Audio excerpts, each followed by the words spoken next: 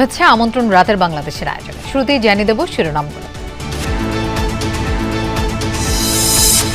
আগামীকালের জনসভায় অংশ নিতে চট্টগ্রাম পৌঁছেছেন তারেক রহমান। ঢাকায় ফেসবুক ইউটিউবের অফিস আনার প্রত্যাশা।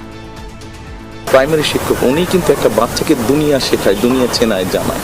কাজে উনি যখন তাকে জিনিস শেখাবেন, মূল্যবোধগুলো শেখাবে, ওটা কিন্তু তখন বাচ্চাটার মনে, ব্রেইনে সব জায়গায় গেঁথে যাবে এবং এভাবে আস্তে আস্তে আমাদেরকে পরিবর্তন করতে। দেশজুড়ে বিএনপির জমজমাট প্রচার, গণসংযোগ।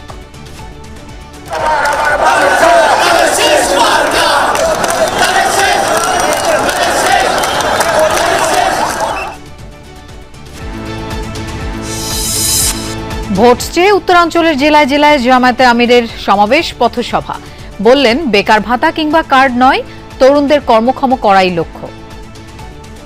আমরা বেকার ভাতা দিয়ে বেকারের ফ্যাক্টরি বাংলাদেশকে বানাতে চাই না। আমরা আমাদের প্রত্যেকটি যুবক যুবতীর হাতকে দেশ গড়ার কারিগরের হাতে পরিণত করতে চাই। মাঠে ব্যতিব্যস্ত সময় কাটছে এনসিপি সহ অন্য দল ও স্বতন্ত্র প্রার্থীদের। মিথ্যা আশ্বাসে বিভ্রান্ত না হওয়ার আহ্বান নাহিদ ইসলামের।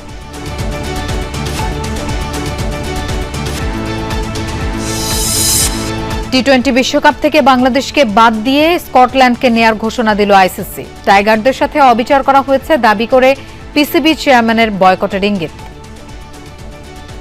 বাংলাদেশের সঙ্গে অন্যায় করা হচ্ছে এবং যে কোনো পরিস্থিতিতেই তাদের বিশ্বকাপে খেলার সুযোগ দেওয়া উচিত। তারা একটি বড় অংশীদার এবং এই অবিচার করা উচিত নয়।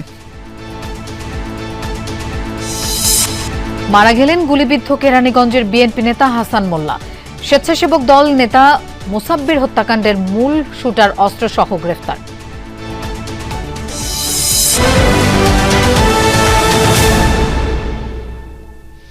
এতক্ষণ শিরোনাম দেখছিলেন, আপনাদের সঙ্গে থাকছি আমি মৌসুমী আহমেদ লোপা।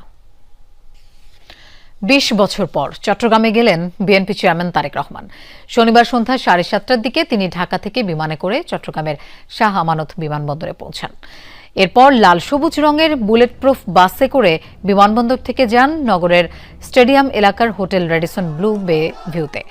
এর আগে বিমানবন্দরে উপস্থিত দর্শনার্থী ও নেতাকর্মীরা তাকে স্বাগত জানান। সবাইকে হাত নেড়ে শুভেচ্ছা জানিয়ে দলীয় নেতাদের সঙ্গে শুভেচ্ছা বিনিময় করেন তারেক রহমান। আগামীকাল বেলা 11:30টার দিকে নগরের পলো গ্রাউন্ড মাঠে আয়োজিত নির্বাচনী সমাবেশে প্রধান অতিথি হিসেবে তার বক্তব্য দেওয়ার কথা রয়েছে।